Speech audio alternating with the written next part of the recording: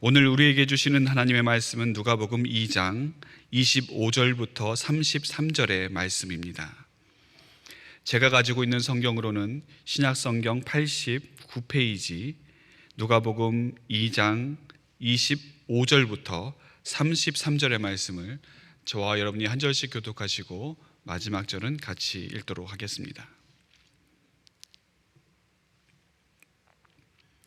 25절부터 제가 봉독하도록 하겠습니다. 예루살렘에 시므온이라 하는 사람이 있으니 이 사람은 의롭고 경건하여 이스라엘의 위로를 기다리는 자라. 성령이 그 위에 계시더라.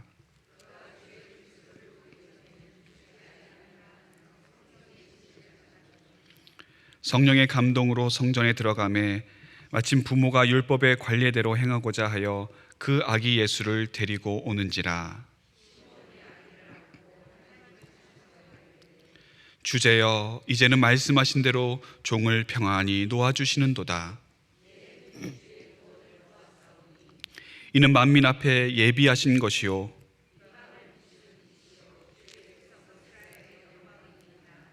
같이 읽겠습니다. 그의 부모가 그에 대한 말들을 놀랍게 여기더라.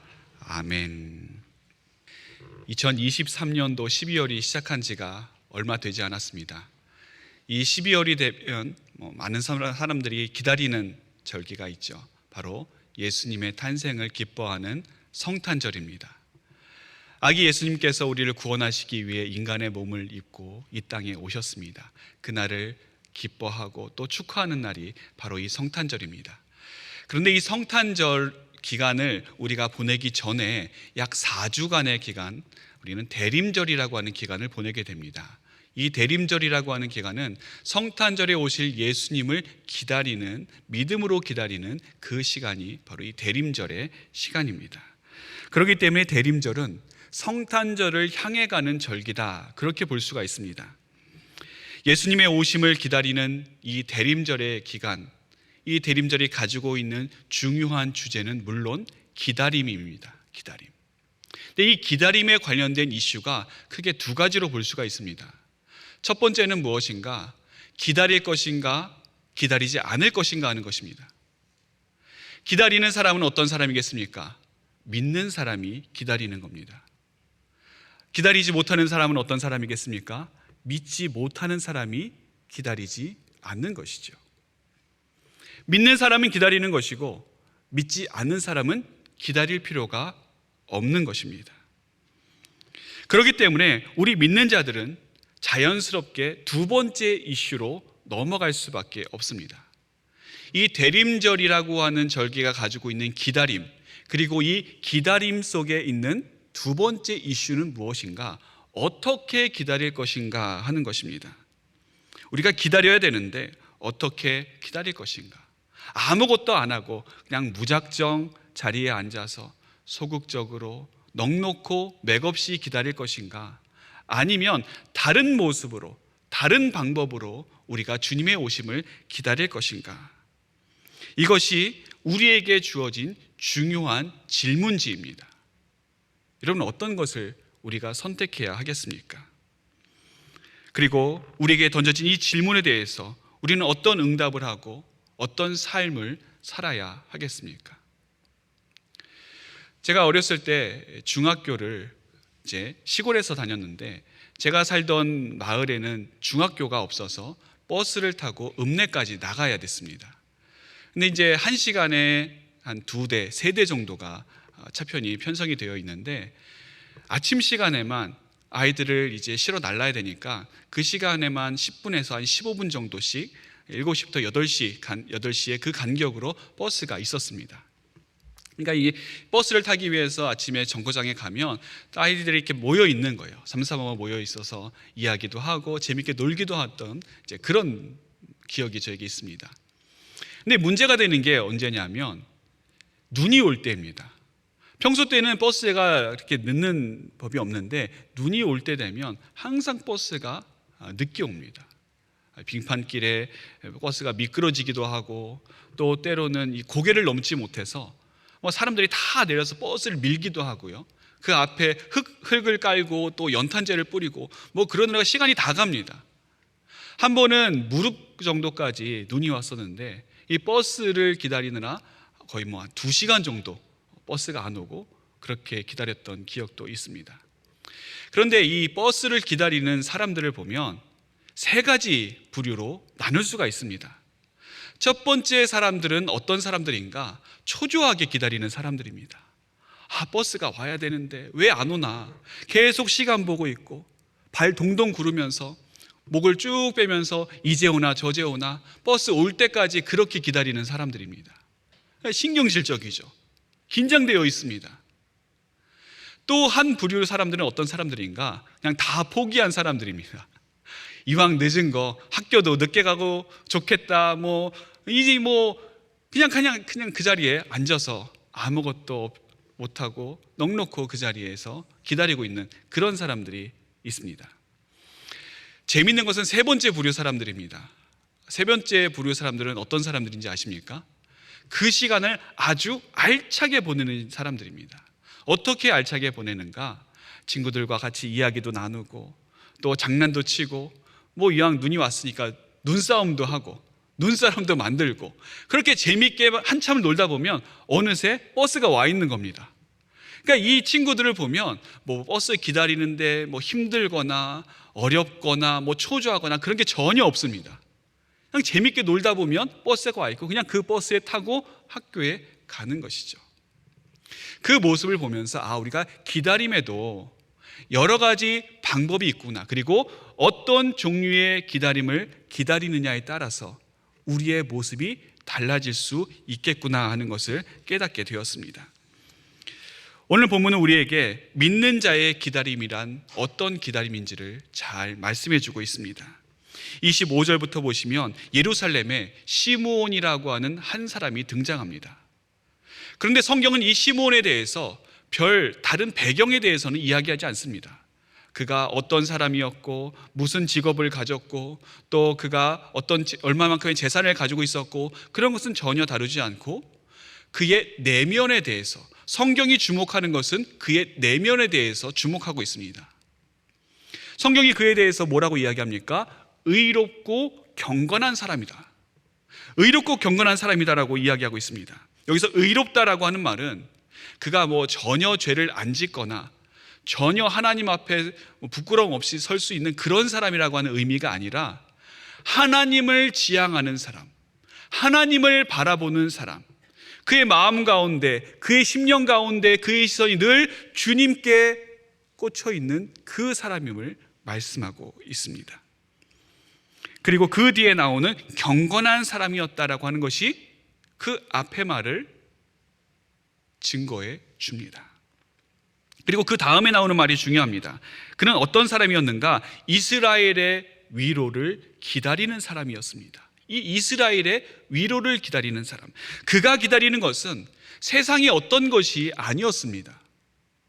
이 시므온은 내가 원하는 것, 내가 바라는 것, 내가 되기를 원하고 이렇게 되었으면 좋겠다라고 하는 세상적인 것들을 기다리는 자가 아니라 이스라엘의 위로를 기다리는 자, 다시 말해서 하나님께서 보내주실 메시아 그리스도를 향한 그 약속을 기다리고 있었던 사람이었습니다. 또한 그는 성령이 그 위에 계신 사람이었습니다. 그러던 어느 날 그에게 성령께서 뭐라고 말씀하십니까? 주의 그리스도를 보기 전에는 죽지 아니하리라 라고 하는 계시를 주셨습니다. 그래서 이 시므온은 그 계시를 받은 날부터 기다릴 수밖에 없었습니다. 그 계시의 말씀이, 약속의 말씀이 이루어질 때까지 기다리고 또 기다려야 했습니다. 여러분, 때가 언제인지 알고 기다리는 것은 쉽습니다. 뭐가 어려워요? 언제인지 모르고 기다리는 게 어렵습니다. 성경에 보면 하나님께서 사람들에게 약속을 주시는데 이 약속을 언제 이루어 주시겠다 그렇게 말씀하시지 않습니다. 사람들은, 그 약속을 받은 사람들은 그 약속이 이루어질 때까지 무작정 기다릴 수밖에 없는 겁니다. 하나님께서 아브라함에게 나타나셔서 내가 너에게 자식을 주겠다 말씀하셨습니다. 언제 이루어졌습니까? 25년 후에 이루어졌습니다. 여러분 한번 생각해 보십시오. 아브라함의 입장에서 25년이 될지 35년이 될지 어떻게 알겠습니까? 불안한 마음이 있는 것이죠. 그렇기 때문에 그가 이스마엘이라고 하는 인간적인 방법을 통해서 하나님의 약속을 이루려고 하지 않았습니까? 그러니까 이 25년이라고 하는 세월이 아브라함에게는 아무도 장담할 수 없고 깜깜히 25년을 그가 보낸 것입니다. 후에 하나님께서는 아브라함에게 내 자손이 이방에서 계기되어서 그들을 섬기겠고 400년 동안 종살이를 할 것이다, 그렇게 말씀하셨습니다. 그리고 그 말씀대로 아브라함의 후예였던 이스라엘 백성들이 애굽에서 400년간 노예 생활을 했습니다. 이 400년도 말이 400년이지 막막한 400년 아니겠습니까? 손에 만져지는 400년이 아닙니다. 그 400년이 와야지 이제 때가 되었다, 그때 알 수 있는 것이지, 그 전까지는 아무도 장담할 수 없고 400년이 될지 500년이 될지 누가 알겠습니까? 더욱이 이사야 7장에 보시면 하나님께서 이사야에게 이상한 예언을 하게 하십니다. 이사야 7장 14절에 이런 말씀이 있습니다. 그러므로 주께서 친히 징조를 너희에게 주실 것이라. 보라, 처녀가 잉태하여 아들을 낳을 것이요 그의 이름을 임마누엘이라 하리라. 아니 여러분, 처녀가 어떻게 잉태합니까? 처녀가 잉태한다라고 하는 것은 지금까지 이 이사야가 태어나서 하나님의 말씀을 듣기 전까지 한 번도 들어보지 못한 일입니다. 인류 역사상 없었던 일입니다. 그런데 하나님께서는 그 일을 통해서 하나님의 아들을 이 땅에 보내실 것이요, 그리고 하나님께서 우리와 함께 하신다라고 하는 그 의미로 임마누엘이라 부르실 것이다, 그렇게 말씀을 하셨습니다. 이사야는 이 누구도 이해할 수 없는 이 말, 누가 들어도 그게 무슨 말인지 받아들일 수 없는 이 말을 당시 아하스 왕에게 전해야 했습니다. 그렇다고 여러분, 그 말씀이, 하나님께서 주신 말씀이 바로 이루어졌습니까? 바로 이루어지지 않았습니다. 이사야 당대에도 이루어지지 않았고, 그 후에 한참 시간이 지난 뒤, 약 700년의 시간이 지난 뒤에야 오늘 이 시므온에게 그 약속의 말씀이 이른 것입니다. 자, 그럼 여러분, 시므온이 지난 700년간에 흘러온 약속을 기다리는 것이 헛된 것입니까? 무모한 것입니까? 지금 그가 뜬구름 잡는 것을 기다리고 있고 허황된 것을 기다리고 있는 것입니까? 믿지 않는 자들에게는 그의 기다림이 헛된 것으로 보일 수가 있습니다. 믿음 없는 자들에게는 그가 기다리는 것이 뜬구름 잡는 것이고 참 현실성 없는 그런 기다림일 수도 있습니다. 그러나 믿음이 있었고 하나님 앞에서 의롭고 경건했던 사람인 이 시므온은 기다렸습니다. 아니, 기다릴 수밖에 없었습니다. 왜냐하면 그는 하나님의 약속을 믿었기 때문입니다. 오늘날 우리가 살고 있는 시대가 가지고 있는 특성 중에 하나가 소비주의적인 성향을 보이는 겁니다. 이 소비주의적인 시대에서 우리는 그 중요성을, 가치를 어디에 두는가? 효율성과 효용성에 둡니다. 얼마나 효율적인가? 또는 얼마나 이것이 쓸모 있는가? 효용성이 있는가? 이 기준에서 벗어난 것들은 사람들의 눈밖에 납니다. 그리고 사람들에게 점점 잊혀지게 됩니다. 사람들은 효율성과 효용성에 따라서 자신들의 모든 소비 활동을 하게 됩니다. 그런 사회 속에서 볼 때 기다림이라고 하는 것은 전혀 효율적이지 않은 것입니다. 효용성에서도 망점입니다.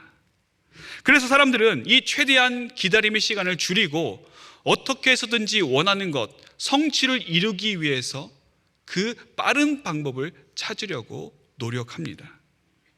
뿐만 아니라 이런 시대 상황 속에서 기다림이라고 하는 것은 무력함, 정보의 부재, 힘이 없고 실력 없음을 나타내기도 합니다. 예전에는 놀이공원 같은 데 가면 이제 입장권이나 그리고 자유이용권, 이제 그런 것들이 있었는데 얼마 전부터 패스트 트랙이라는 것이 생겼습니다. 이 패스트 트랙이 뭐냐면 돈을 좀 더 주면 기다리지 않고 그냥 내가 원하는 것을 얼마든지 탈 수 있는 그 특별 입장권입니다.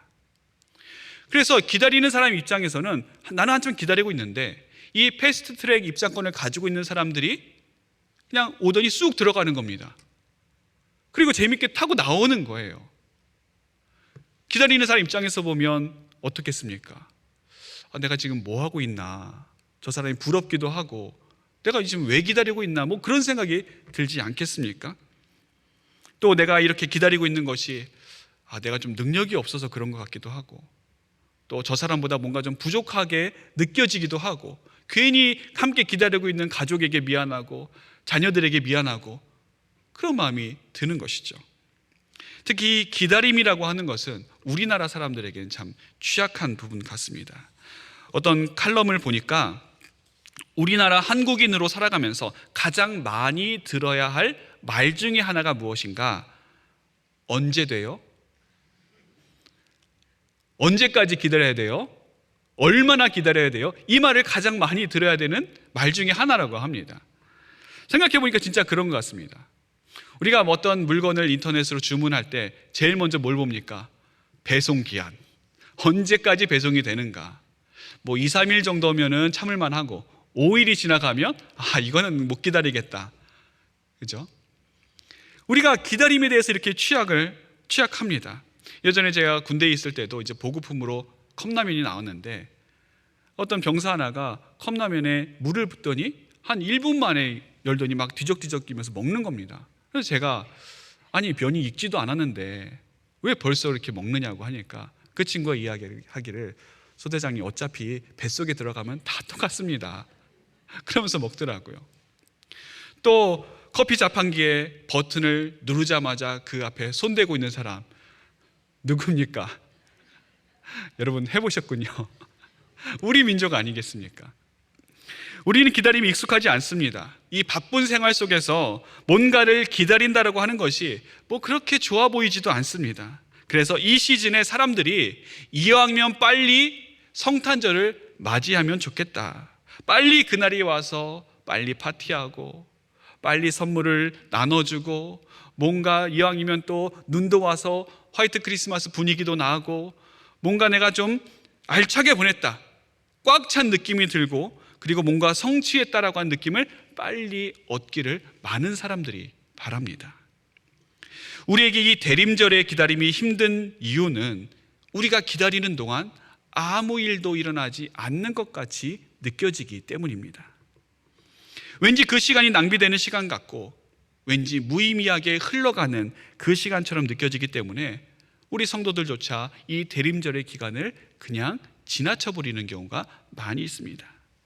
그러나 여러분, 우리가 이 대림절의 기간 동안 우리가 가져야 될 중요한 기다림이 무엇인지, 신앙적인 기다림이 무엇인지 우리가 모르기 때문에 그렇게 대림절의 기다림을 쉽게 생각하는 것입니다. 우리는 예수님의 다시 오심을 믿는 사람들입니다. 우리가 믿는 그 믿음에는 기다림이라고 하는 속성이 같이 포함되어 있습니다. 그러니까 믿음과 기다림이 하나로 연결되어 있습니다.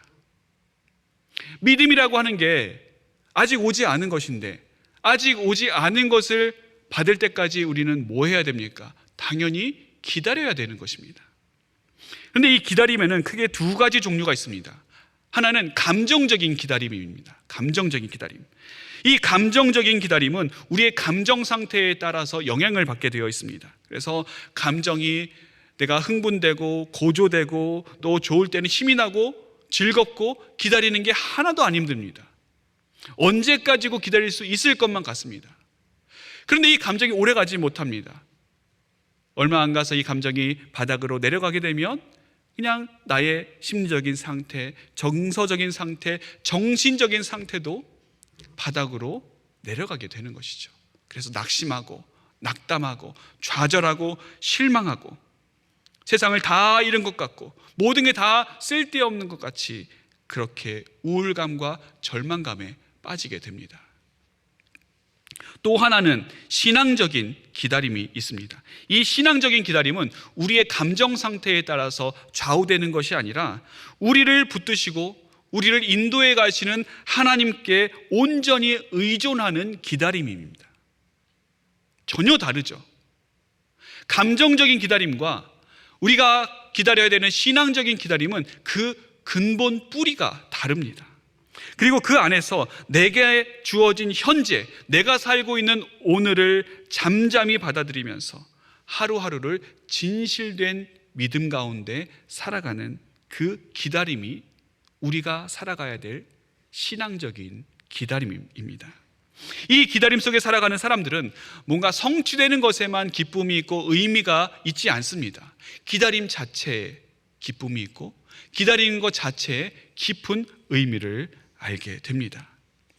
출애굽기에 보면 모세가 이스라엘 백성들을 이끌고 가나안을 향해 가는데 큰 난관을 만나게 되었습니다. 앞에는 홍해가 가로막고 있고 뒤에는 애굽 군대가 이 이스라엘 백성들을 추격하고 있다라고 하는 소식이 들려왔습니다.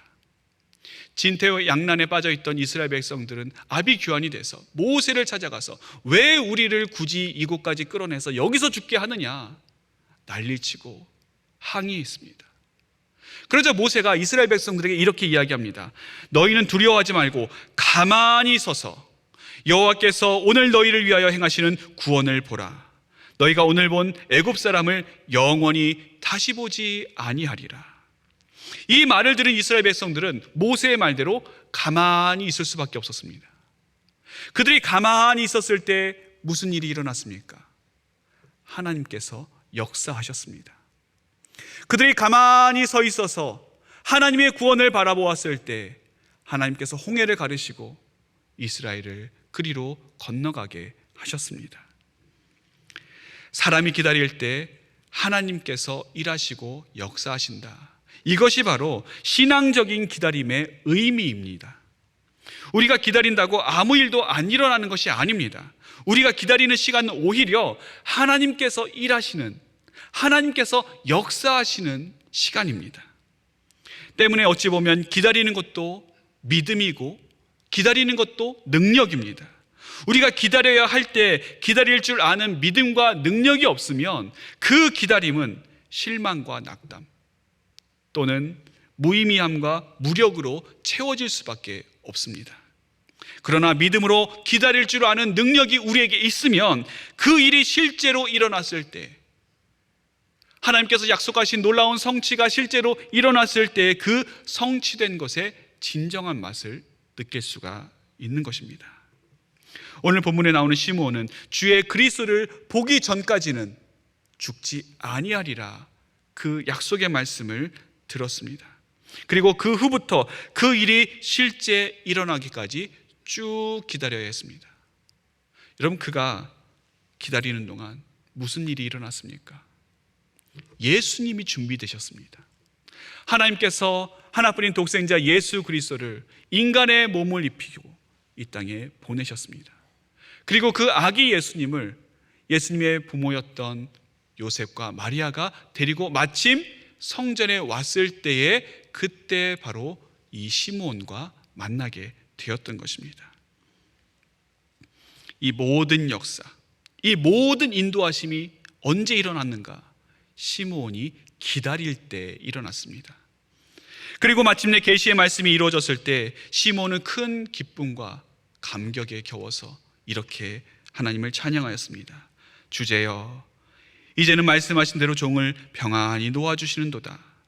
내 눈이 주의 구원을 보았사오니 이는 만민 앞에서 예비하신 것이요 이방을 비추는 빛이요 주의 백성 이스라엘의 영광이니이다.